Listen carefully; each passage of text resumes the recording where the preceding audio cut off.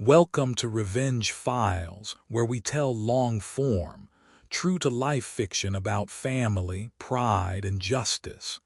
If stories like these speak to you, tap subscribe and turn on the bell so you don't miss the next chapter. Title: They said I was too poor to join the family vacation, so I bought the resort. The first time you learn you're an embarrassment, it rarely arrives as a sentence. It comes as a silence. Mine arrived on a Tuesday, the kind that smelled like bleach and rain. I had finished the cemetery shift at the middle school, mopping halls, buffing floors until they reflected the ceiling lights like little moons, then stopped by the diner for black coffee and a plate of eggs that always cooled too quickly. My name is Frank Halpern, 65 years old, custodian by title, father by design, and apparently, at least to some people, too poor for vacation photos. I wasn't supposed to see the message. It pinged on my phone because my son once added me to a family group chat and never deleted me. They'd renamed it Cruise Crew with a little palm tree emoji. That morning, as the rain needled the diner window, the screen lit up. Locking in the suite upgrades for the cruise, can everyone confirm? Yes, so excited for the Halperns ex Perez's trip. We should do a pre-trip weekend at the Bayshore Resort for photos. A dozen thumbs up stacked like confetti, then a message that made the eggs turn to sawdust in my mouth. "Let's keep it small and tasteful," wrote my daughter-in-law Nina. "We want a certain image on this trip, consistent." No one protested. They never do in these conversations. The group MHM, Ed and hearted, and the plans rolled forward as if the universe had signed the contract. Flights, matching linen, professional photographer on the pier. I scrolled until the app told me you're all caught up, and I thought, I am anything but. My son Evan used to have a smile that lived in the open. As a boy, he'd run from the school bus straight to the custodial closet where I kept spare tools, and he'd ask if he could help.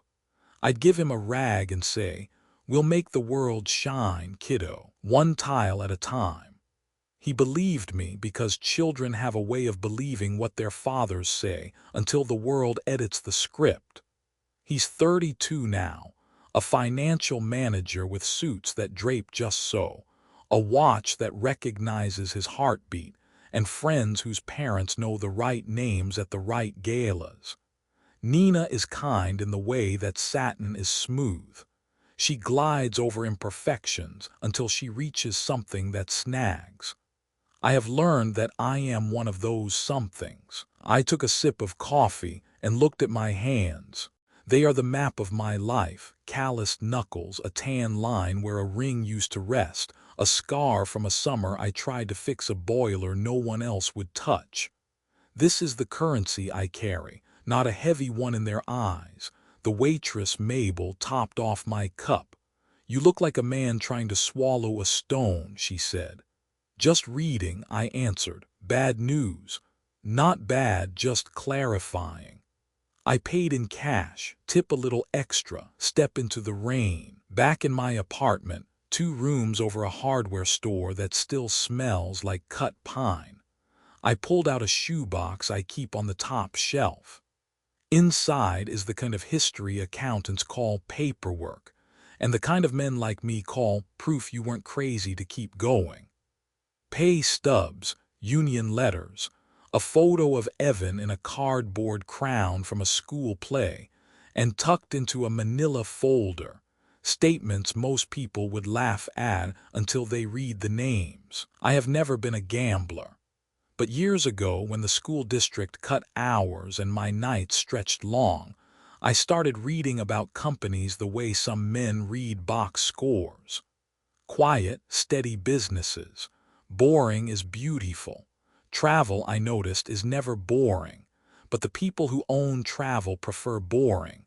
Cabins occupied, rooms booked, food delivered, wheels greased, staff paid. 15 years ago, when the markets hiccuped and people said the sky was falling, I bought small. A handful of shares here, a handful there. I kept buying when headlines shouted, and I kept holding when they whispered. It's amazing what compounding does when you let time talk. One of those quiet names became a louder one. Harbor and Hearth Leisure Group, a parent company that owns, among many properties, something called the Bayshore Resort. I didn't buy the market. I bought the story. And the story, as it turns out, kept writing me in.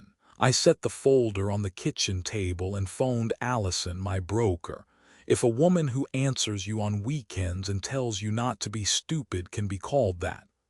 "Got your voicemail," she said. "You thinking what I think you're thinking?" "Probably not," I said. "I just want to understand where I stand."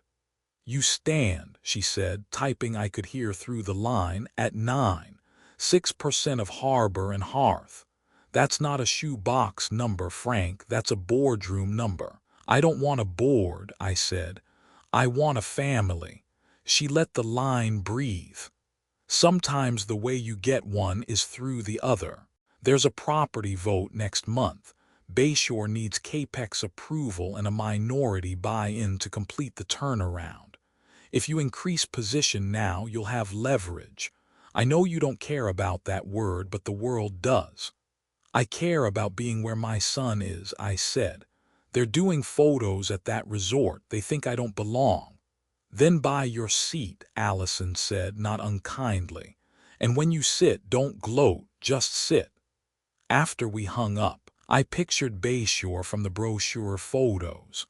A long, bleached boardwalk, white umbrellas like sailboats at anchor, water curling at the shore with that vacation kind of blue, the one that forgives. I thought of the family portraits I wouldn't be in, the space where a father should stand, the photographer telling them to shift slightly to the left, good, now chin up, perfect, and how the image would close like a door around the people who remained. There's a phrase people use when they want to hurt you without learning your name. A certain image. It means pressed shirts and uncalloused hands. It means no reminders of the work that built the floor you're posing on. It means men like me politely disappear. I could disappear. I almost did once after Mary died and the apartment felt like a mouth missing its words. But grief taught me something pride never could.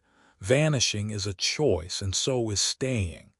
I made coffee again. Badly. The ground's always stronger than advice, and spread the statements on the table. Numbers don't love you back, but they don't lie either. Harbor and Hearth was profitable. The resort was underperforming for reasons I could read like a broken mop. Poor maintenance schedule, underpaid seasonal staff, marketing that spoke to its own echo. None of it beyond repair. The vote Allison mentioned was in 28 days. There was time. My phone buzzed with a new photo in Cruise Crew, linen color swatches. Sandy white, ocean blue, coral blush. I added them up and got the absence of a father. I typed a message to Evan, then deleted it, tried again, deleted again. The right words retreated like a tide. I settled finally on the only honest thing I could send without begging for an apology. "Proud of you. Hope the trip is everything you want it to be. Love, Dad." He hearted it. A small digital mercy. Across the room the folder waited. I showered, shaved, put on the good shirt, the one Mary called church handsome, and walked to the bank where a clerk named Owen always greeted me as Mr. Halpern, like the syllables weighed something. We sat in a glass-walled office that made privacy look decorative. I told him I wanted to make a transfer. He asked if I was sure. I said I was old enough not to be. We signed papers. He slid them across the desk with a pen that wrote smoother than I deserved. By the time I stepped back onto the sidewalk, the rain had scrubbed the morning clean. People will tell you money changes a man. It doesn't. It changes what the world permits that man to say out loud. I walked home the same height, same weight, same ache in my knees. But inside, something unclenched, the small fist you make around your own worth when you're always explaining yourself. At dusk, I called Allison again. "Let's do it," I said. "How much?" "Enough to be invited to my own life." She understood. The good ones always do. That night I dreamed of the boardwalk not as a postcard, but as a place where a father waits by a railing while his family laughs 20 yards away. In the dream, the photographer lifts a hand, arranging the group as if they were furniture. "Perfect," he says. "Hold it." And I, with my church handsome shirt and custodian spine, walk into the frame, not to ruin the picture, to complete it. Morning would come with emails and contracts and eventually an itinerary that placed me at Bayshore Resort on the same weekend as the family that had carefully rearranged itself without me. People say fate is a road. I think it's a hallway in a school after midnight, the lights humming, the floor shining, and a man with a ring of keys deciding which doors to unlock. I turned out my lamp and let the rain decide the tempo of sleep. The sun rose over my town with the usual indifference. You'd think the universe might tip its hat to a man who just became the second largest stakeholder in a luxury resort chain. But no Tuesday came like any other Tuesday. Trash trucks groaned down Main Street. Mabel poured coffee like it was church ritual. And I, Frank Halpern, freshly minted as a man of quiet influence, still smelled faintly of floor wax and arthritis cream. I didn't need the world to clap. I just needed a plan. Bayshore Resort was scheduled to host what my daughter-in-law, Nina, referred to as the pre-cruise aesthetic retreat. I imagine she said it with her usual showroom voice, the one she used when describing curated tablescapes or allergy-sensitive charcuterie. I'd heard her use it before, on birthdays, at baby showers, even when choosing disposable plates that photograph well. The family planned to arrive Friday evening and stay through Sunday. Just enough time for tan lines, staged candids, and enough social media content to make their absence of me look like editorial choice instead of familial surgery. I wasn't going to crash the weekend. I wasn't going to yell or confront or demand acknowledgement. I was going to check in, quietly, legally, elegantly. But first I had to become someone they wouldn't see coming. I called Allison again. "I need to appear," I said. She laughed. "You're not exactly Houdini, Frank. I mean, I need to show up, but not as me. Not as janitor dad, not as Frank with the diner punch card. I need polish." "You need a makeover," she said. "You need a rebrand. Can you do that?" She whistled softly through her teeth. "I can recommend a stylist, a tailor, and a man who cuts hair so well he's booked 6 weeks out for people who lie on red carpets for a living. Tell him I mop floors. I lie closer than that." 2 days later, I was standing in front of a mirror in a suit that cost more than my first car. The tailor, Lewis, had called it understated executive, which I assumed meant I looked expensive without looking like I'd robbed a bank. The shirt was a soft eggshell white, subtle, clean, camera-friendly. The shoes were Italian leather that made my toes feel like they had joined a union. Even my watch was swapped for something minimal and matte, the kind of thing a man wears when he wants you to notice his confidence, not his wrist. And the haircut. Let's just say the mirror flinched before I did. I didn't look like Evan's father. I looked like the man Evan's boss would try to impress at a shareholders' luncheon. I didn't smile, not out of vanity, but out of something older, something tired. There's a grief in becoming unrecognizable to your own blood, but there's also power in reclaiming the shape of your dignity. Lewis adjusted the lapel and said, "If you ever want to feel poor, get fitted in silence."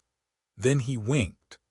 "If you want to feel powerful, walk back in silence after." Friday afternoon came like a held breath. I arrived at Bayshore Resort just before the sun began to flirt with the water. The valet, young man named Chase, with a jawline built for magazines, opened my car door and offered a welcome that would have made my father laugh out loud. "Mr.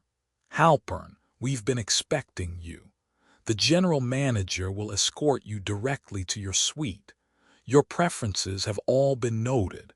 Please let us know if there's anything we can upgrade." Funny word, upgrade. People use it like a reward. In my case, it was just overdue. The suite was on the 3rd floor, ocean view, balcony. A bowl of fruit so symmetrical I thought it might be fake until I bit into a pear and nearly cried. There was a note from the general manager, Angela. "Welcome back, Mr. Halpern. We're honored to have you on site. The staff has been instructed to treat you with the discretion and respect your position deserves. Should you wish to observe any operations firsthand, simply text me directly. Warmest regards, Angela." I looked around the room, soft lighting, fresh linen, the faint scent of sea salt and cedarwood. I was standing in the kind of space my family thought was meant for them. Downstairs, the lobby filled with familiar laughter. I didn't have to look to know who had arrived.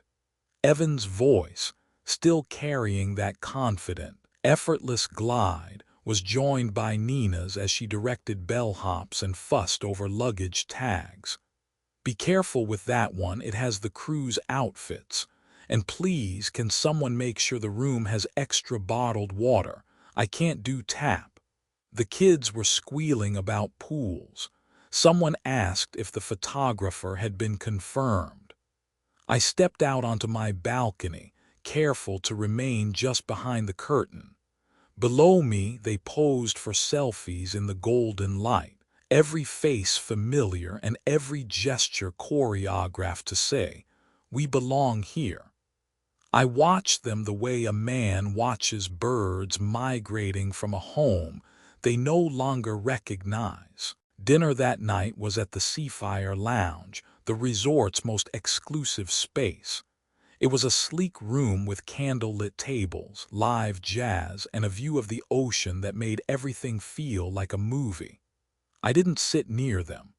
I had a table in the far corner, private, reserved under a different name, F.H. Partners LLC.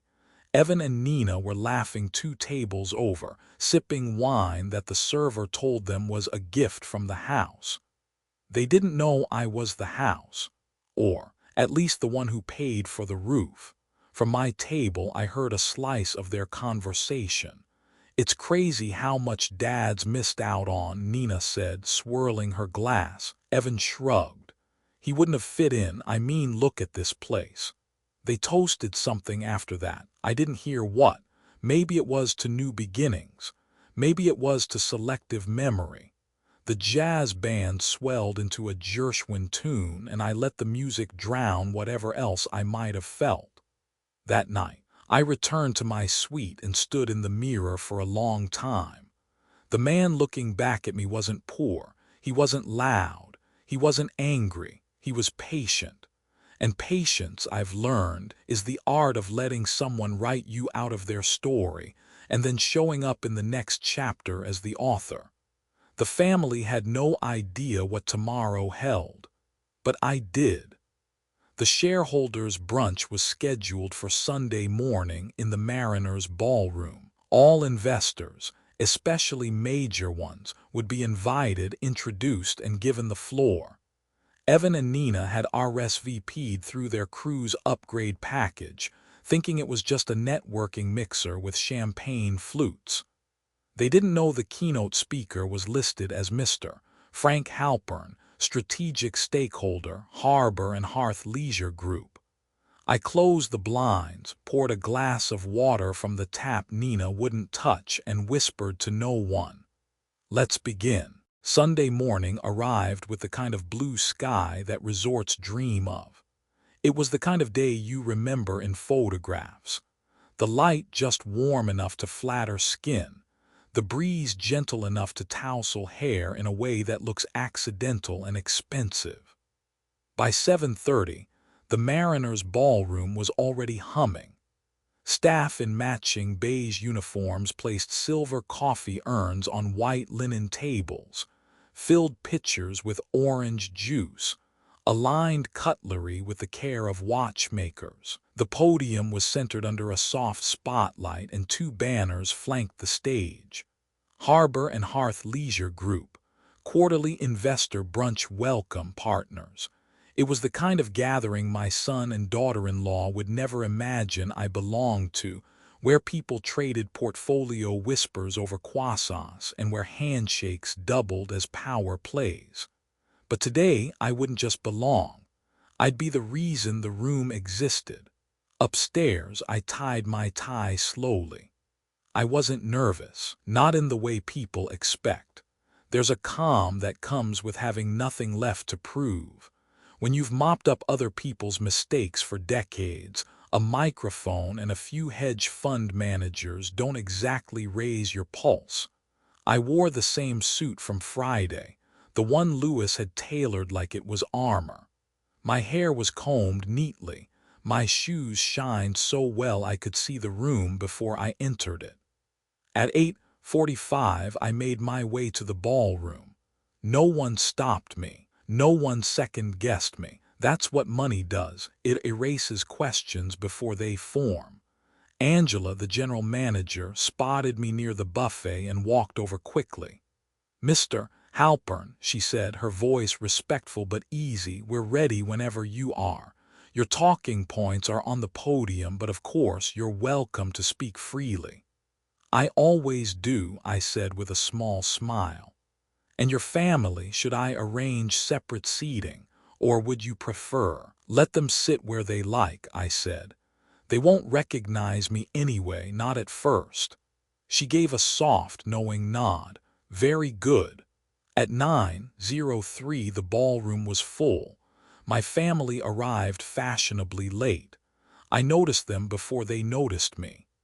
Nina was wearing a flowing cream jumpsuit and wide-brimmed sun hat, the kind of outfit made to be admired from Instagram angles. Evan wore a crisp collared shirt with expensive sunglasses perched on his head like a crown.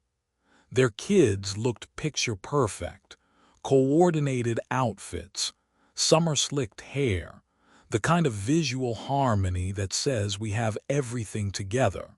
They took their seats 2 rows from the front, smiling politely at strangers, unaware they were being seated for the reckoning they'd unknowingly RSVP'd to.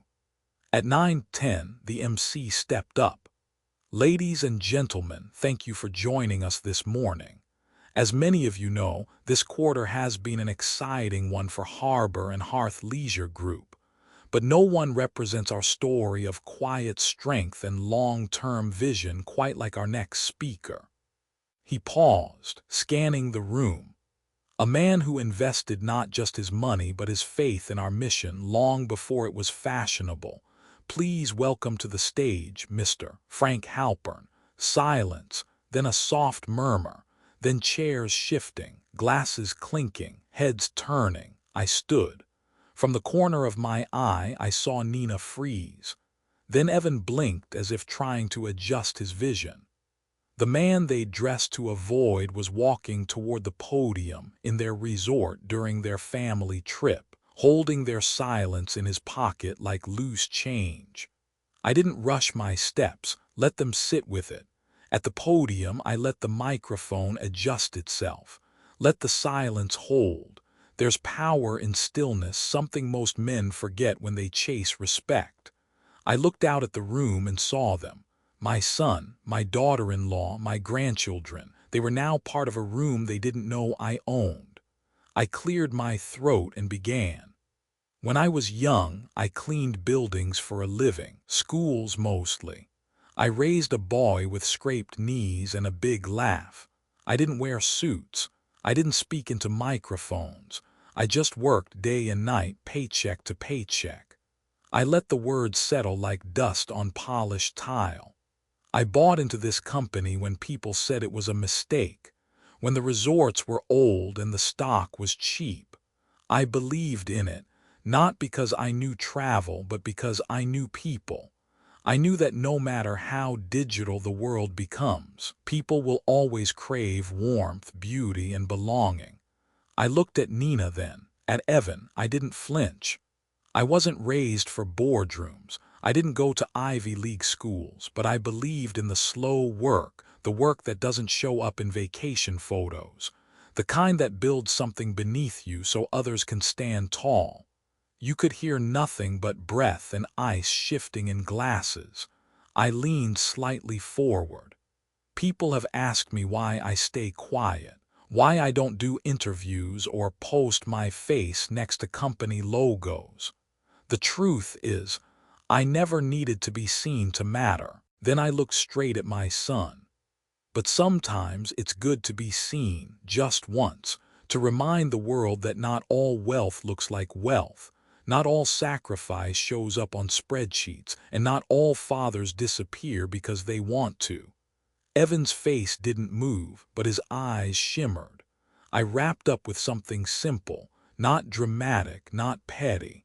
I'm proud of this company, but more than that, I'm proud of the man I became while no one was watching. Thank you for seeing me today. Applause, stronger than expected, not thunderous but warm, honest. The kind that doesn't come from fear or status but from recognition. I stepped down. Angela approached with a smile and a glass of water. Behind her, Evan stood, alone, hands in his pockets, face unsure. He took a half step toward me, then stopped. We stared at each other for a breath. "Dad," he said quietly, like the word had to pass customs. I nodded. "Evan, you bought the resort." "No," I said gently. "I bought the company that owns the resort."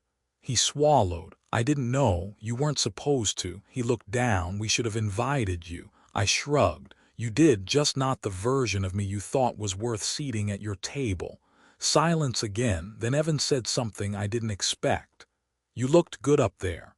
"Thanks," I said. "You looked surprised." We both chuckled. A crack in the ice. A beginning.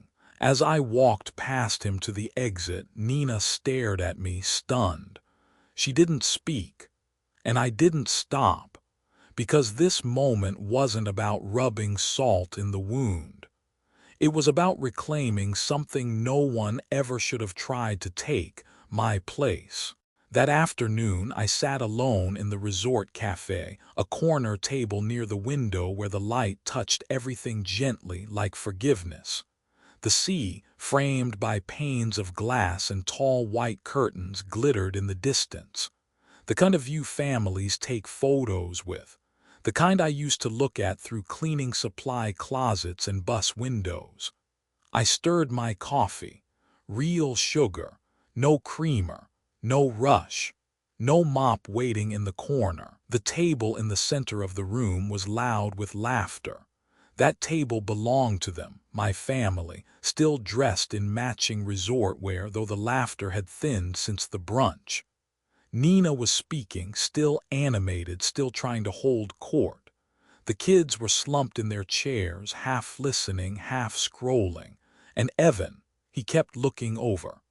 I didn't return the gaze, not out of pride, but because when a man has spent a lifetime building walls made of silence, you don't tear them down with one polite nod and an apology that never quite arrives.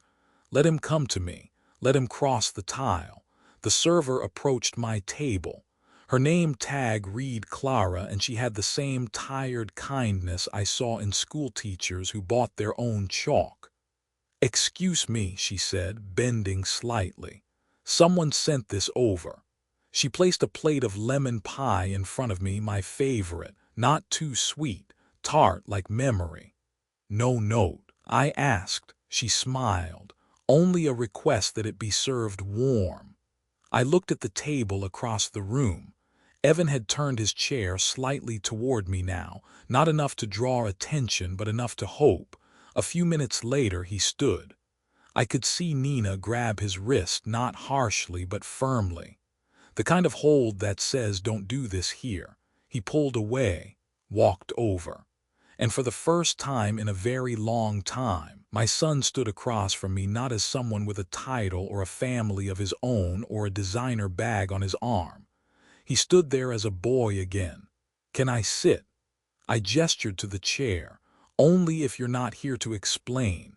He sat slowly. "I'm not, I'm here to listen." That caught me off guard. I broke off a piece of the pie. He didn't speak. I chewed, swallowed, let the quiet stretch. Then I said, "You know what the hardest part of all this was?" Evan looked up. "It wasn't the vacation, or the cruise, or the suits, or the photos I wasn't in." He nodded, waiting.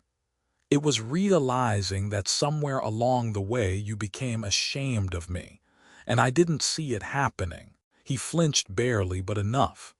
"I wasn't ashamed," he said quickly. I didn't know how to fit you into the life I was building." I raised an eyebrow. "So you cut me out instead." He looked down. "Evan," I said, softer now, "you were never supposed to fit me in like a decorative piece. I wasn't something to be scheduled between your image and your itinerary. I was your father." He ran a hand through his hair. "I know. No, you remember. But you didn't know, not for a long time. I messed up." "Yes," I said, "but here you are." He leaned forward, elbows on the table, fingers fidgeting with a sugar packet. It was something he used to do during spelling tests in 5th grade, small, nervous hands trying to hold steady. "I don't want the kids to grow up thinking money equals worth," he said. "That's not what I meant to teach them. But it's what they are learning." He nodded. We sat like that, two men with the same nose and different wounds. Then he said, "I didn't know you owned all this." "I don't," I replied. "I just invested early, sat quietly, let the returns speak." He smiled a little. "You always did like the long game." "It's the only game I ever played," I said. "When you don't have much, you learn to plant seeds." He leaned back. "What now?" I took a sip of coffee. "Now you finish your vacation, enjoy the cruise, take your photos. And you." I looked out the window. The sea was still there, still waiting. "I'll go home, clean out the garage, feed the neighbor's cat." He chuckled. "You're not going on the cruise." "No, but you could. I could book you a room." I looked him in the eye. "Evan, I don't need a room. I already bought the boat."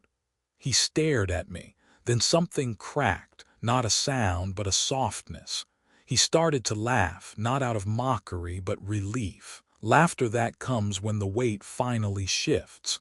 When the man you built a fortress to avoid turns out to be holding the key to your freedom. "I'm proud of you," he said after the silence returned. "You used to say that every time I fixed your bike chain. I forgot how to say it when it mattered most." I looked at him. "Well," I said, "you just did. We didn't hug. That's not how our family works." But when he stood and reached out to shake my hand, I took it. Not like a deal, like a son. As he walked away, I cut another bite of pie and thought, some men write their revenge in blood, some in silence, but the best kind, the kind that looks like grace, because sometimes the sharpest revenge is being the man they tried to hide and still rising in front of everyone. Monday morning brought checkout lines and sunscreen regrets. The lobby buzzed with families in matching tees and oversized sunglasses, dragging suitcases with souvenir tags and half-zipped compartments. Children whined. Elevators dinged. Credit cards tapped like hail against the reception desk. But I wasn't in a rush. I sat in the cafe again. Same table, same seat by the window, same black coffee. There's something sacred about routine, even in a place designed for escape. Across the room, my family was checking out. Nina was at the desk, talking too quickly, asking for an extra printout of their receipt for record keeping. Her tone was sharp in that efficient way she uses when she thinks someone is beneath her understanding. The kids leaned against their luggage, scrolling. Evan stood a little apart, staring at the floor like it was trying to tell him something. He hadn't said much since our conversation the day before. He didn't have to. Some things aren't healed with words. They're healed by who shows up next time. The photographer arrived then, young, energetic, too tan for this early in the season. She carried a black duffel bag and a clipboard full of names. "The Halperns," she called out. Nina raised her hand and waved her over. "That's us." They moved to the large, arched hallway with the resort's signature blue wall where family portraits are taken, smiling faces with the ocean peeking in from the side. I watched from the cafe as they arranged themselves into a pyramid of perfection. Nina front and center, one kid on each side, Evan slightly behind, hand on his son's shoulder. The photographer adjusted them like they were clay. She called it the classic holiday triangle. Aesthetic symmetry, nothing spontaneous. Then came the click, and again, the sound of memories being rehearsed. But right before the last photo, something strange happened. Evan stepped forward, spoke quietly to the photographer, then turned to look across the lobby. At me, he raised his hand, a small gesture, not a wave, not a beckoning, just an offering. I set my coffee down, walked over, felt every eye in the lobby shift like a tide. As I approached, Nina's lips parted like she was about to object, but she didn't, because Evan held out his hand, placed it gently on my back, and said, "This is my father. He belongs in the photo." Silence, the kind that rearranges a room. The photographer, flustered but professional, stepped back. "Of course, let's make some space." Nina smiled, tight, polite, almost believable. The kids looked surprised but not resistant. I stepped in, right next to Evan, the camera focused. "Say Bayshore," click, a shutter snapped. A second later, a memory was born. But I knew this one wouldn't make it online. It wouldn't be posted to Instagram, wouldn't be framed over the fireplace, wouldn't make it into the Christmas card next year. It was the kind of photo that lives only in someone's drawer or their guilt. And that was fine with me, because I wasn't there to be displayed. I was there to exist, to remind them that even the parts of the family they'd buried in silence still had a pulse and a place. After the photo, I stepped away. No hugs, no grand farewell, just a pat on Evan's shoulder, and a nod that said, "You did the right thing." He nodded back. By the time the shuttle arrived to take them to the cruise port, I was gone. Back in my suite, I stood at the balcony one last time, watching their shuttle pull away down the long palm-lined drive. A white van, 4 matching suitcases, and a family that, for the first time in years, remembered that someone had paid for the ground beneath their sandals. I checked out an hour later. No fanfare, no private car. Just me and my overnight bag, worn at the seams, zipped tight with peace. Angela met me in the lobby, handed me an envelope. "From the board," she said, "appreciation for your discretion and your vision." Inside was a formal invitation to the next shareholder summit with my name printed in embossed gold. Franklin Halpern, principal investor. I tucked it into my pocket and smiled. As I stepped out into the sun, I heard a couple whisper as I passed, "Who's that?" I think he's someone important. And for the first time in my life, I didn't need to correct them. Because I always had been, even when they couldn't see it. Sometimes revenge is loud, shouting, slamming, screaming into the silence. But other times, it's a man in a pressed shirt walking away from a perfect photo. knowing he was the part they couldn't crop out. The sea has a strange way of leveling people. It doesn't care about your job title, your Rolex, or the vacation photos you staged in front of borrowed light. Once the land disappears and the shore slips behind you, all that's left is who you are when no one's watching. That's where they were now, Evan, Nina, and the kids, adrift in the middle of the Caribbean on a floating city built for indulgence. All-inclusive, curated, controlled. Except control is a delicate thing, and mine was just beginning. While they boarded the cruise, I boarded a flight, quietly, privately, no need for spectacle. I didn't need to be on the boat. I was already in the conference call, already in the group chats, already in the board emails marked private stakeholder access only, because the man they excluded from the family vacation now had a hand in shaping what their luxury experience actually looked like. It started small. Day 1. The complimentary champagne Nina requested, delayed. The welcome fruit basket, wrong allergy note. Instead of dried apricots, they got cashews, mild enough not to cause harm but specific enough to cause annoyance. Evan, ever the peacemaker, brushed it off. "It's fine, honey, just a mix-up." She bristled. "This is supposed to be our luxury cruise." Day 2. Their dinner reservation at the premium steakhouse, Sun and Salt, was accidentally double-booked. They were kindly offered seating by the kitchen entrance, just for tonight. Nina refused. They skipped dinner altogether. Evan later called the front desk. The response was sincere but vague. "I'm so sorry, sir. We're adjusting to some new shareholder directives. It's a transitional weekend." Day 3. The resort credit Nina boasted about to her Instagram followers was no longer valid for spa upgrades. A small policy change. Effective immediately. Even the front desk manager seemed confused. "It's new," came from corporate. They began to feel it, not sabotage, not revenge, pressure, tiny inconveniences layered over each other until comfort became effort. Back on land, I watched quietly. I didn't need to pull strings, just gently loosen the ones they clung to, because the point was never to humiliate them. It was to teach them that when you build a life designed to exclude someone, the foundation shifts under you, especially if the person you excluded helped fund the floorboards. By day 4, Evan messaged me. Just one line. "Are you doing this?"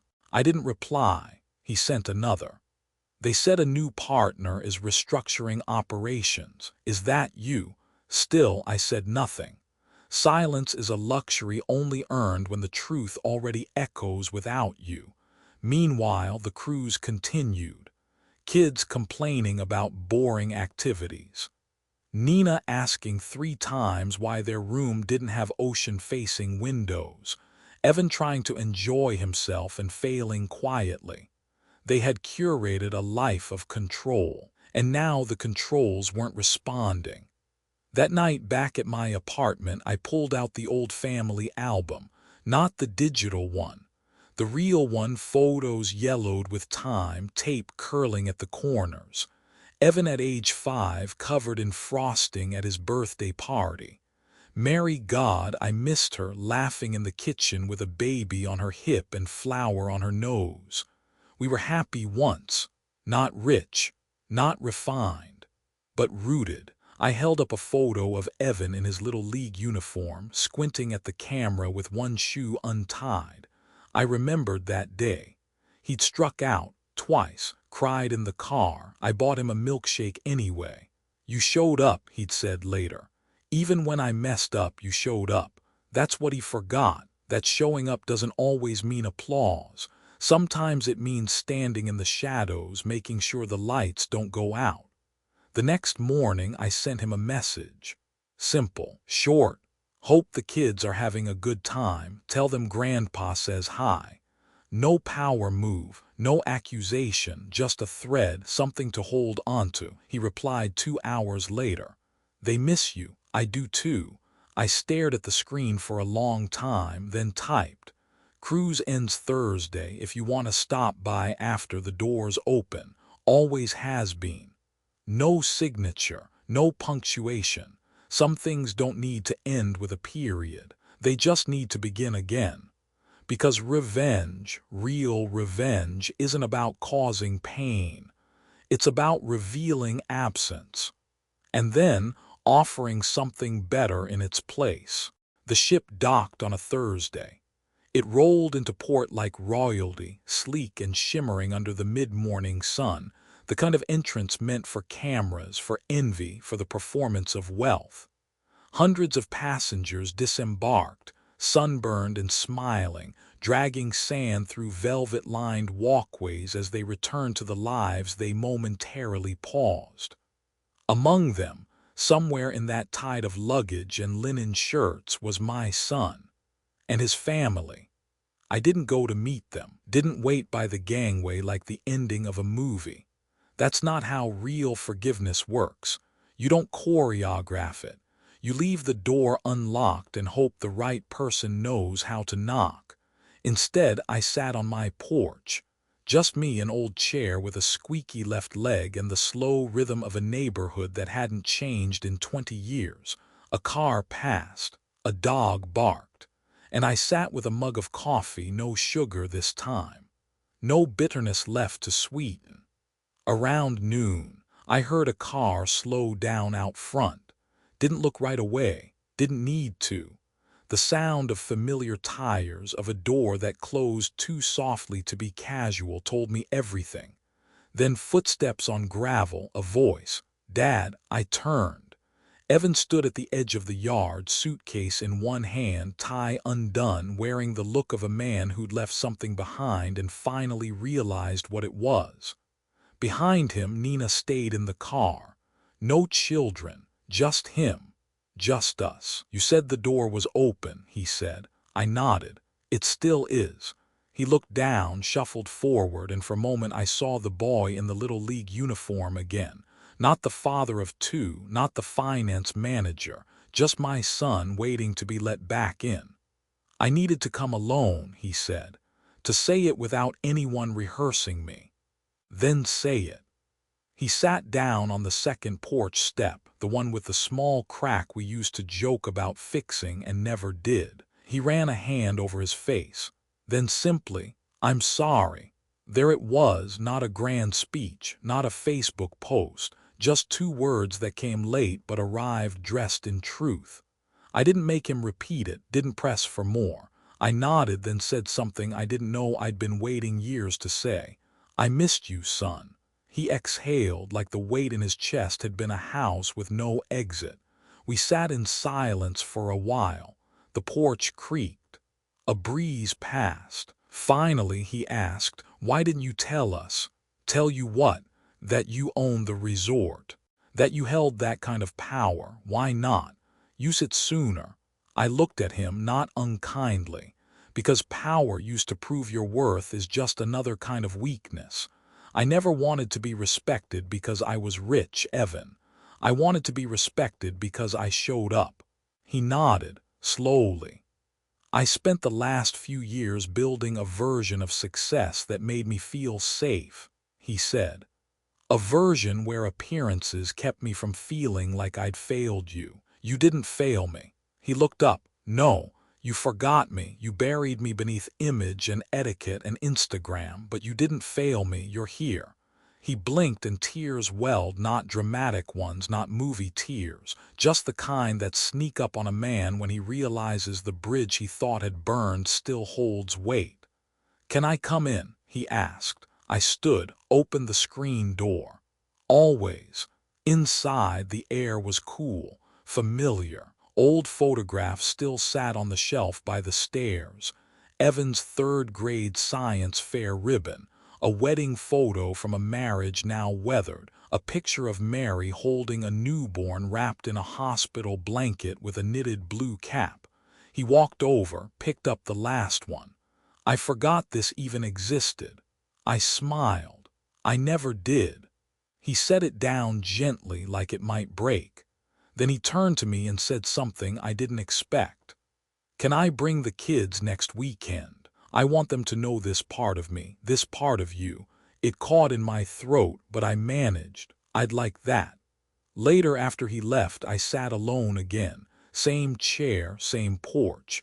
But the house didn't feel empty this time. It felt like something had been unlocked inside of it, not by wealth, not by revenge, but by recognition. Some people think justice is a hammer, but sometimes justice is a son sitting on the second step, finally seeing his father.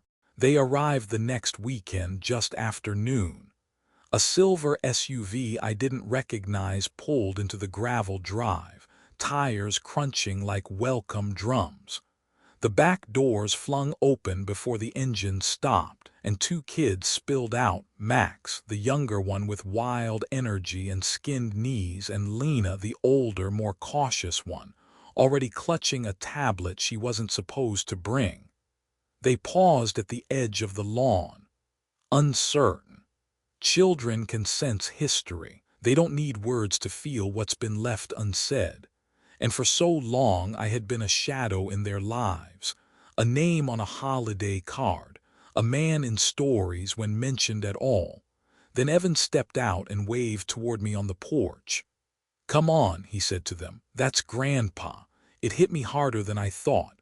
That's Grandpa, not Frank, not Mr. Halpern, not my dad, just Grandpa, a word with roots, a word that opens doors. They walked slowly toward me, unsure, so I stood, met them halfway on the lawn, not looming, not reaching, just there. Max was the first to break. He darted forward and blurted, "Do you have snacks?" I smiled. "Depends, you like peanut butter crackers." He gasped, "That's my favorite." "Then I guess I do." He grabbed my hand like we'd known each other for years. Lena followed, more measured. She held up her tablet. "Do you have Wi-Fi?" Evan winced from the driveway. I laughed. "No Wi-Fi, but I've got books and old comics and a lemonade stand with no prices." She tilted her head, like vintage. "Exactly." She thought about it, then nodded. "I'll allow it." Inside, I watched them explore like archaeologists in a forgotten museum.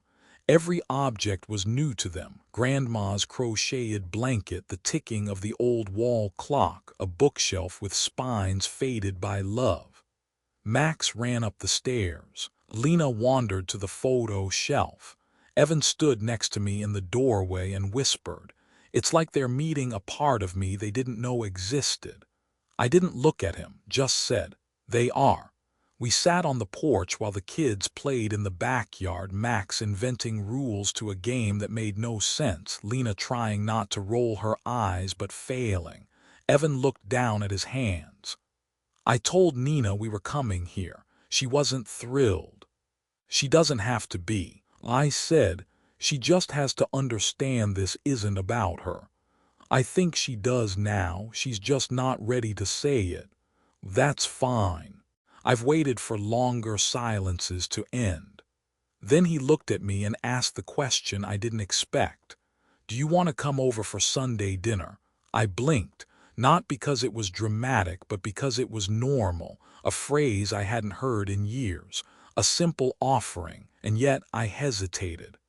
"I don't want to be a guest in my own bloodline, Evan." He nodded. "Then don't be, just be a seat that's always filled." He paused. "Like Mom was." I swallowed hard. The wind shifted. Inside the house, Max shouted something about a treasure chest. Lena corrected him with, "It's literally just a toolbox." We both laughed. I said, "You sure about this?" He looked at me. Same brown eyes I used to carry to school in a second-hand car. Same eyes that once cried over a scraped elbow and a lost science fair. "I'm sure I want my kids to know where they come from," he said. "Not just the polished version, the real one." So I said yes, not loudly, just yes. They left before sunset. Lena hugged me at the door, quick and sideways. Max gave me a high five so powerful it nearly knocked over the mail. And Evan, he just said, "Next Sunday I'll bring dessert." Then added, "Unless you want to buy the bakery first." I grinned. "Let me know what they charge." After they drove off, I stood in the kitchen and looked at the space where Mary used to prepare dinner for three. It still smelled faintly of cinnamon and floor cleaner. I thought of how long I'd lived as a footnote in my own family story. But not anymore, because now I wasn't just remembered, I was expected. And maybe that's the best kind of redemption, not applause, not power, but a child's hand reaching into yours and asking, "Can we come back next week?" I arrived at their house the next Sunday wearing my good shirt, blue, crisp, clean lines. The one Mary always said brought out the softness in my face. She would have told me to tuck it better, to trim the stubborn hair near my collar, and to smile like it's not a job interview.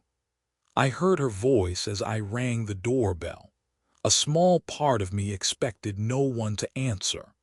Old habits die like that, in silence, in doubt, in the corners of your mind where old rejections sit gathering dust. But the door opened, and there stood Max.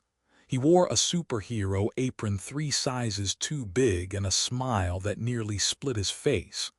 "Grandpa," he shouted, "we're cooking." He grabbed my hand and pulled me in before I could say a word. Inside, chaos smelled like garlic and burnt toast. Evan was at the stove, apron stained, sweat on his brow. "I forgot how fast garlic burns," he muttered. Lena sat at the counter peeling carrots one by one like she was defusing a bomb. "This is labor," she whispered, not looking up. Nina stood nearby, barefoot, holding a glass of wine. She nodded at me, not a warm nod, but not a cold one either. Just recognition, that was enough, for now. Evan waved a wooden spoon like a conductor. "Dinner's in 20. Grandpa set the table." Max tugged my hand again. "I'll help."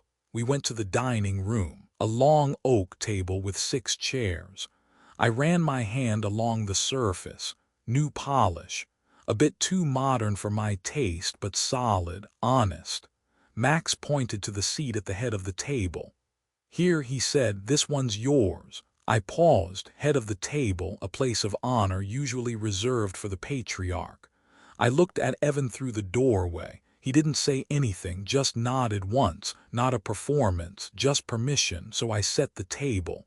Plates, forks, knives, cloth napkins folded into triangles because Lena said YouTube said it was proper. By the time the food hit the table, some of it edible, some of it aspirational, we were laughing. Together. We blessed the food in a circle of uneven hands. Evan gave thanks. Lena rolled her eyes. Max tried to sneak a bite during Amen. Nina, to her quiet credit, passed me the potatoes without hesitation. We ate. We talked.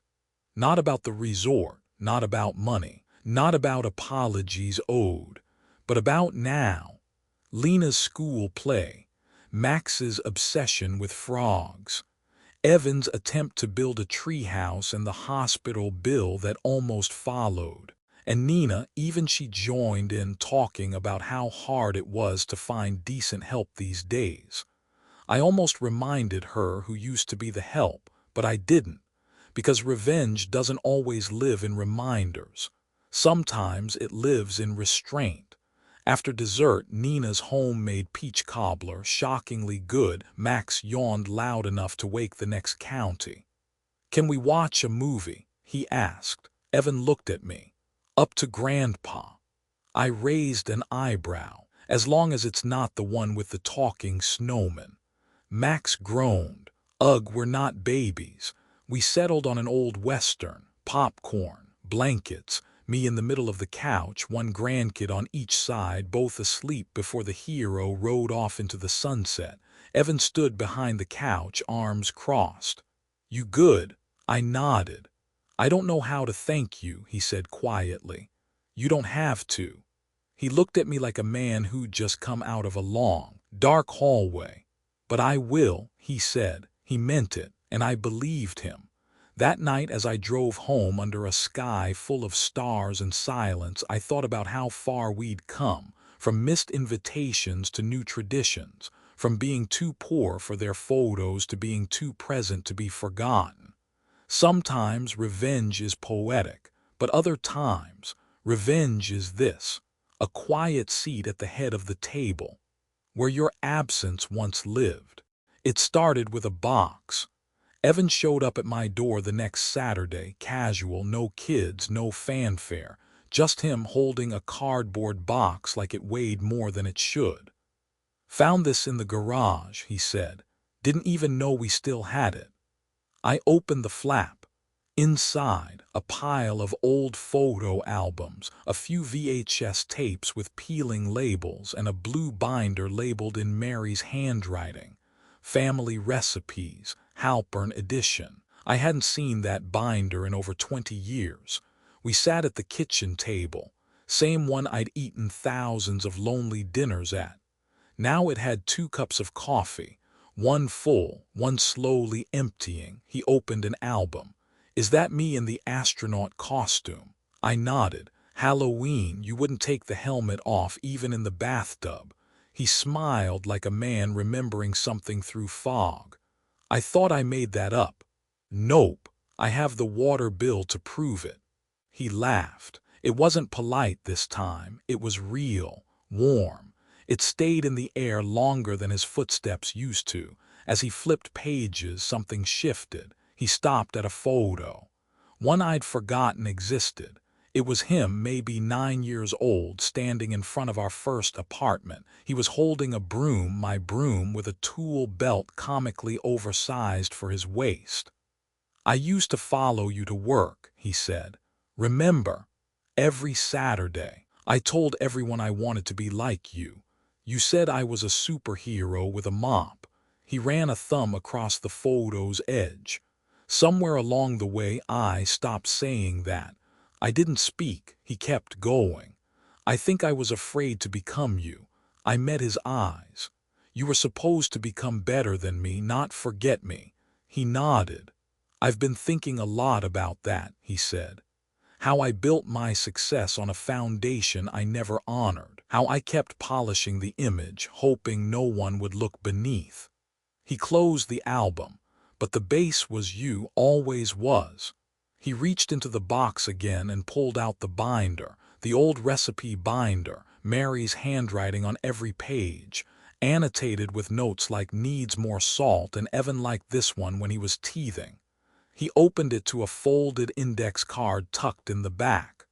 "I found this too," he said. He passed it to me. It was a letter, to me, written by Mary. "Frank, if you're reading this, I probably forgot to remind you how proud I am of you. Again, you never needed a corner office or a stock portfolio to matter to this family. You mattered because you showed up. You mattered because you gave love the way real men do, with calloused hands and unspoken loyalty. If Evan ever forgets that, just be patient. Our son will come home eventually. They all do. I love you. Stop burning the toast." The words hit like a wave, not loud, just deep. Evan looked at me, blinking. I didn't know she left that. Neither did I. We sat in silence, and in that silence, everything healed just a little more. He stood to leave, but paused at the door. "I want to ask you something," he said. "Go ahead. There's a board position opening up at Harbor and Hearth." I looked at him. "You offering me a seat?" He smiled. "No, I'm asking if you'll sit next to me." I stared at him for a long time, then said, "I will, but only if we serve coffee at the meetings." "Deal." When he left, I stayed at the table, running my hands over Mary's binder like a sacred text. She was right. They always come home. Eventually, if the door stays open, if the porch light stays on, if the father stays the course. Revenge? No, This wasn't revenge anymore. This was redemption. And it was setting the table for more than one generation. The elevator to the 17th floor moved like a whisper. It was nothing like the rattling service lifts I used to ride, pushing buckets and janitorial carts into hallways that emptied when I arrived. This one was smooth, carpeted, panel lighting that made your reflection look important even when you didn't feel it. But today, I did, because I wasn't arriving to clean the floor. I was arriving to sit at the table. The boardroom of Harbor and Hearth Leisure Group was everything I expected. Wide windows stretching toward the skyline, mahogany walls with framed photos of resorts in places I'd never seen, and a table so long it needed its own zip code. They brought me water in a glass that probably cost more than a week of groceries in my old life. Evan stood waiting at the end of the room, dressed in a charcoal suit, looking sharp but relaxed. "You made it," he said. "You doubted me." Not for a second. I took my seat beside him. Other board members filed in, some younger, some old money, most of them looking at me with polite confusion. They knew my name, they knew my stake, but they didn't know my story. Not yet. Angela, the resort GM, was there too. She gave me a small nod from across the room. A few months ago, I was a line in a spreadsheet to these people. Now, I was one of the signatures that determined how that spreadsheet changed. The meeting began. Numbers, reports, property updates, and then item 6 on the agenda, proposal reinvestment in legacy resort staff housing and benefits program. Evan cleared his throat. "I'd like to yield this one to our newest board member, Frank." Every head turned. I didn't rush, didn't shrink.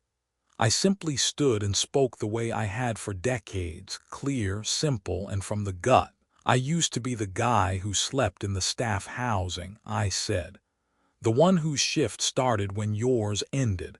I know what it feels like to be essential but invisible." A pause. No one interrupted.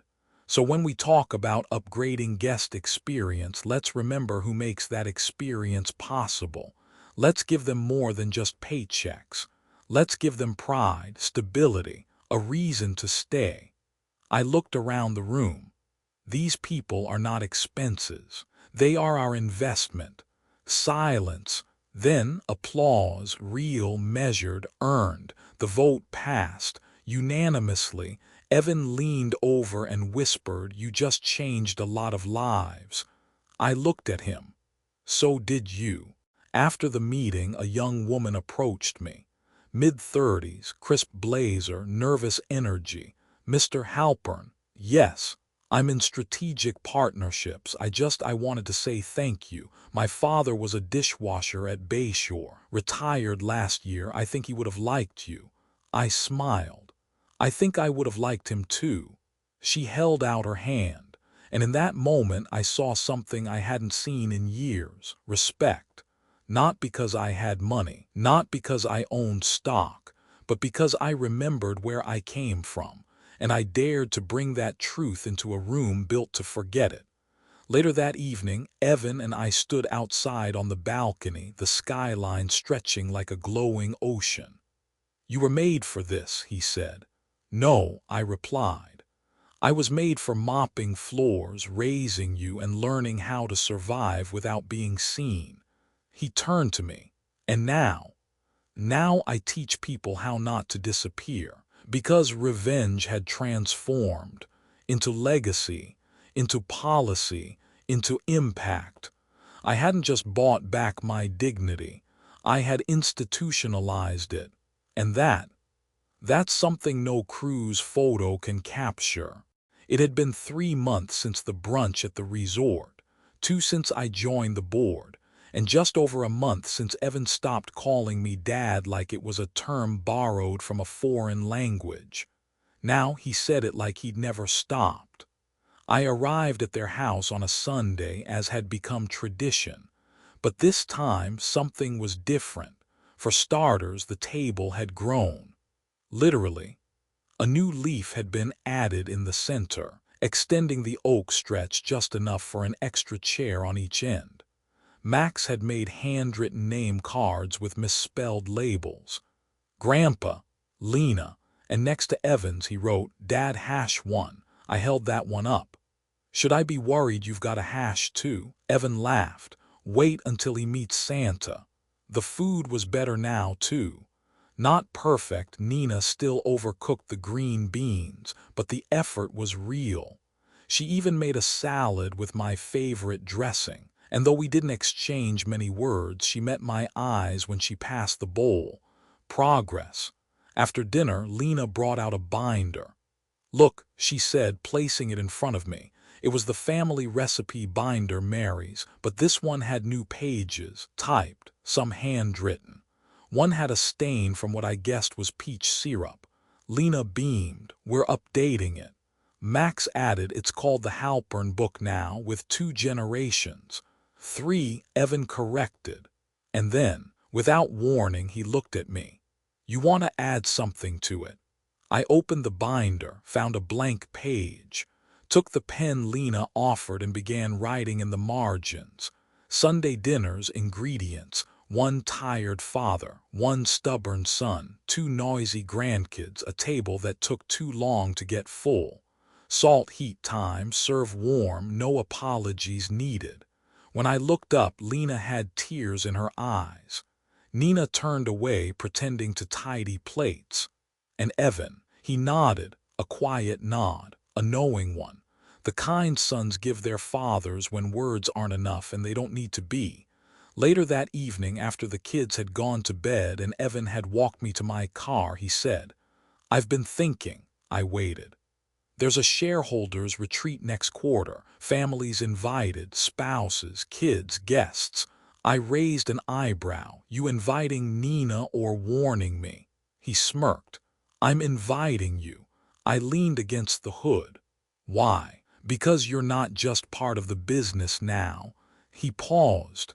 You're part of the story. I didn't answer right away.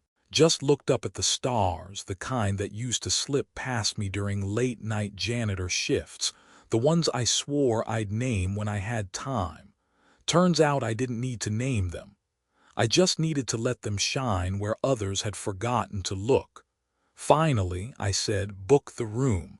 Evan grinned. You want ocean view? I smiled. No, this time I'd rather face the land. He blinked. Why? So I can remember where I came from. Because that's what revenge becomes when it's complete. Not punishment. Not payback. Perspective. And a seat at the table where you were once forgotten.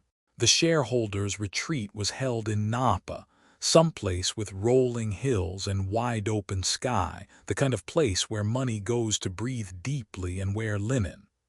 I arrived 2 days early, not because I needed to, but because I could. For once, I wasn't rushing to beat the clock. I was part of the clockwork now. The resort was quieter than Bayshore, more restrained. No grand fountains, no marble showpieces, just quiet design, thoughtful service, and the scent of lavender riding the breeze like a whisper. I checked in under my real name this time. No aliases, no LLC, just Frank Halpern, the man who used to scrub baseboards in silence. Now listed under Platinum Stakeholder, Legacy Tier. That night, a welcome dinner was held in the vineyard garden. String lights overhead, long tables filled with people who looked like they knew someone. For once, I was someone. Evan arrived with Nina and the kids. Lena wore a dress Mary would have loved. Max had a tie he kept loosening every 5 minutes. And Nina, though still poised, still particular, walked beside me without awkwardness. She handed me a glass of wine and said, "This place suits you. I was thinking the same about you." We both smiled. That was it. No more, no less. Peace poured quietly like a second glass you never thought you'd get. During dinner, the MC welcomed a few long-time partners to say a few words. Someone mentioned legacy. Someone else mentioned grit. Then Evan leaned in and whispered, "They are saving you for last." I raised an eyebrow. "Why?" He shrugged. "Because you've earned it." When they called my name, I didn't rise quickly. I let the quiet settle. Then I stood, walked up to the small podium and looked out, not just at the crowd, but at my family seated among them. No longer above me, no longer hidden from me, just there. I spoke plainly, like I always do.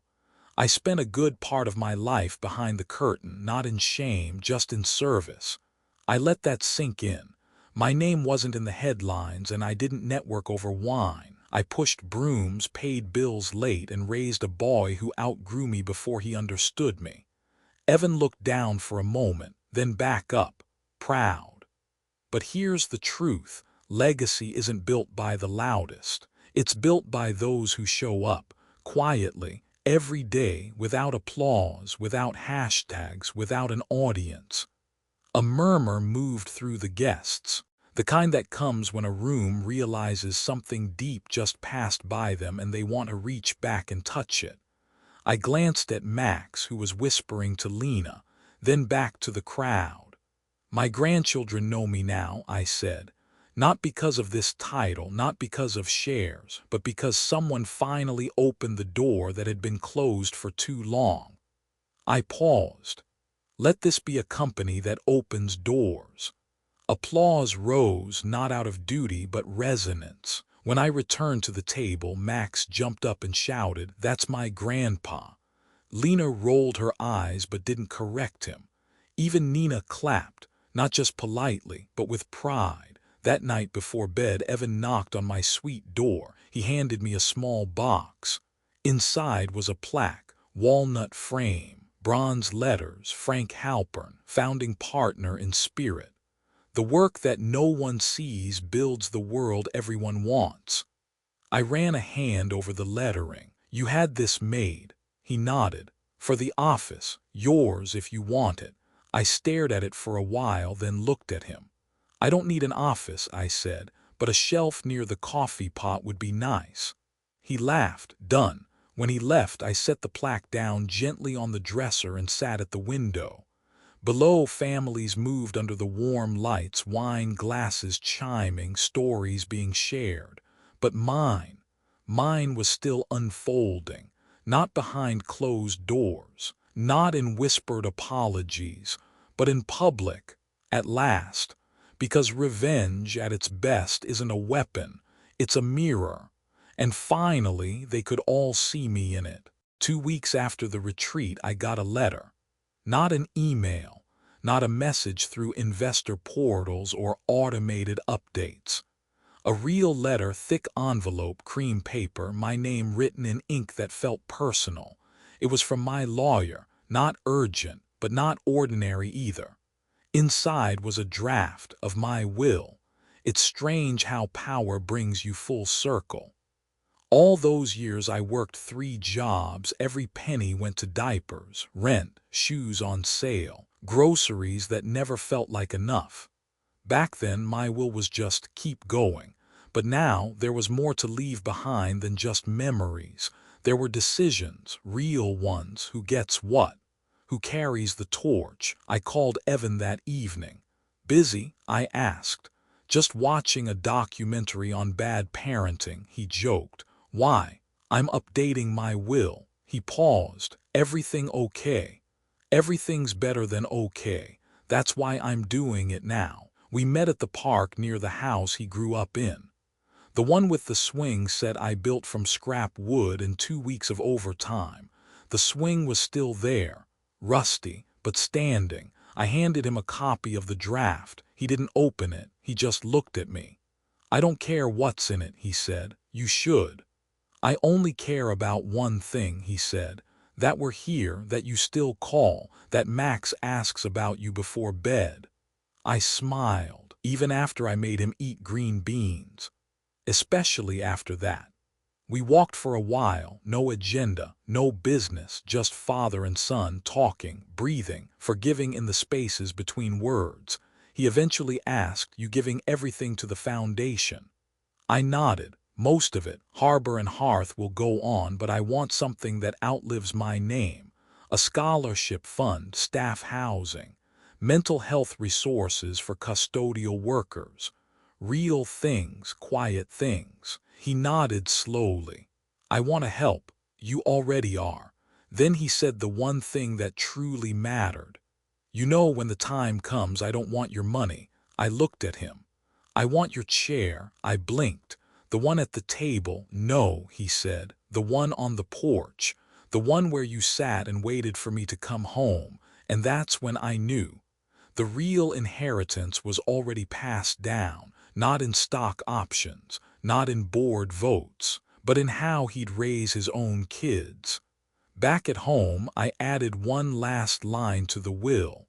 To my son, Evan, the porch is yours. Keep the light on. Because now I understood something Mary had tried to teach me long ago. Revenge is short, but legacy lingers. It lingers in the creak of an old swing, in the folded pages of a recipe book, in the second chance that becomes a new tradition. It doesn't shout. It doesn't slam doors. It just waits until someone finally sees it and takes a seat. The next Sunday dinner, Max came to the table wearing a tie again, this time correctly. He beamed. "Grandpa, I dressed fancy for you." I grinned. "You planning to propose to the mashed potatoes?" He laughed so hard he nearly knocked over his milk. Across the table, Lena rolled her eyes but smiled into her plate. She was growing fast, already borrowing Nina's sarcasm and Evan's quiet temper. As we passed dishes and poured drinks, I noticed something new.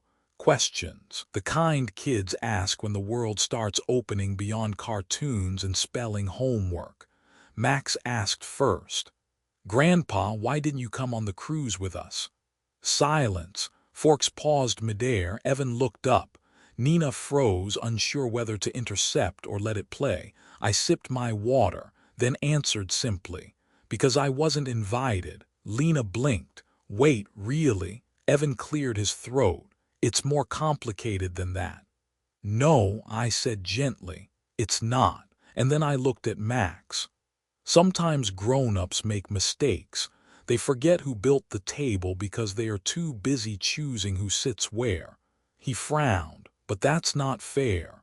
"You're right," I said. "It's not, but it's what happened. And the good thing about family," I added, "is that if it learns from its mistakes, it gets better." Max thought about that for a long beat, then asked, "Did Daddy say sorry?" I looked across the table. Evan met my eyes. "He didn't say it all at once," I said. "He said it over time, by showing up, by sitting at this table, by letting me sit too." Lena asked next, "Is it true you're rich?" Evan nearly spit out his water. Nina choked on a carrot. I raised an eyebrow. "What makes you say that?" Lena shrugged. "You have meetings in buildings with glass walls, and Mommy said you have influence." "Did she?" I smiled, glancing at Nina, who was now examining her napkin like it held national secrets. "Well," I said, "money is a tool. Influence is a shadow. Neither means much if you use them only for yourself." Lena considered that. "So you used to mop floors?" I nodded. "I still could. I'm very good at it." Max perked up. "Can I help next time?" "I'd be honored." Later that evening, after dessert and a wildly uneven game of Uno, Max was either cheating or a future magician. I sat alone on the back porch while the kids got ready for bed. Evan joined me, 2 cups of tea in hand. He passed me one. "You handled that well." They were going to ask eventually. "I'm glad they did," he said. "They need to know where they come from." I looked at him. "No, they need to know what not to forget." He nodded. We sipped. The night buzzed with the hum of summer, the same sound that had once drifted through cracked windows when Mary would hum as she folded laundry, when Evan's little footsteps echoed through linoleum halls. "You know," Evan said after a while, I used to think I had to erase the hard parts of my past to become someone new. And now I think the hard parts were the parts that raised me.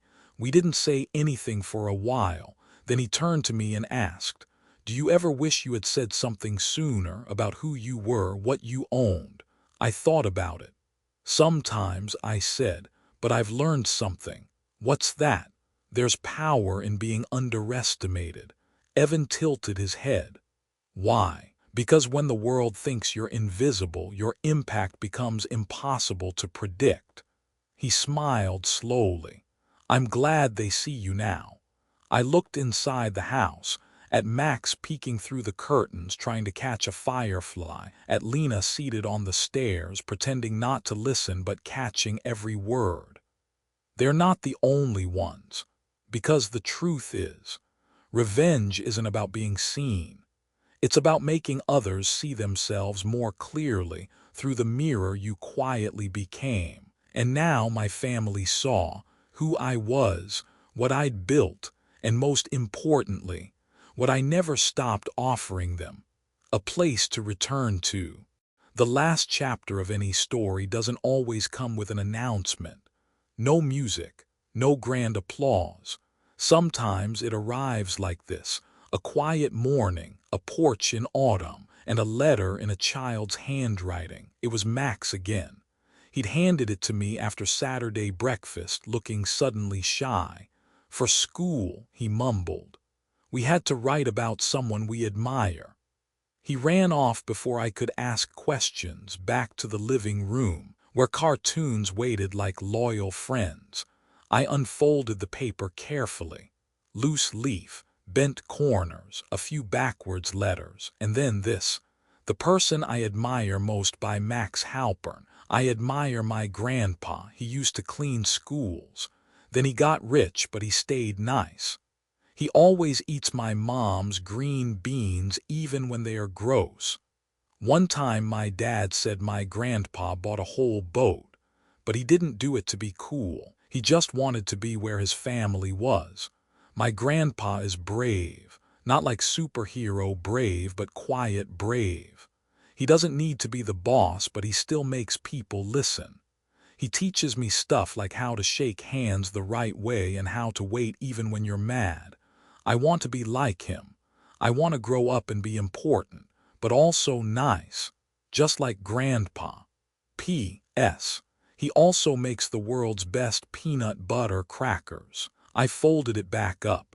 Tight, careful, the way you hold something you're afraid will slip away. And then I cried, not loudly, not tragically, just enough to loosen the weight I didn't know I'd been carrying. In the quiet that followed, I thought about how far we'd come, from a missed invitation to a family tradition, from silence to stories, from "you don't belong" to "you always have." I didn't need to win anymore. I didn't need the applause or the perfect dinner or the head of the table, because I had the only thing I'd wanted all along: to be remembered without having to raise my voice. Later that night, as the sun sank low behind the trees, Evan came by. We sat on the porch again, each of us holding a glass of something warm. He looked out over the yard, then said, "He talks about you constantly, you know." "Max." "Both of them." "Lena pretends not to care, but you're in her drawings now. I found one taped to her mirror. You were sitting under a tree reading a book." I smiled. "Maybe I was. You were wearing a cape." I raised an eyebrow. "Don't get ideas," he said. "It was more like a blanket." "Good, capes are expensive." We sat for a while. Then Evan said, "You changed everything." I shook my head. "No, I just waited long enough for everything to change." Because revenge, real revenge, doesn't always arrive with thunder. Sometimes it's a cup of tea shared in silence, a child who sees you clearly, a dinner table with one more chair, a letter scribbled in crayon, and the final word: it wasn't mine. It belonged to a little boy with peanut butter on his chin, who told the truth better than I ever could. Thank you for watching this story on Revenge Files. If it moved you, if it reminded you of someone you've lost or someone you've found again, please consider subscribing. Because justice doesn't always wear a robe. Sometimes it wears a janitor's uniform, and it shows up when no one's looking.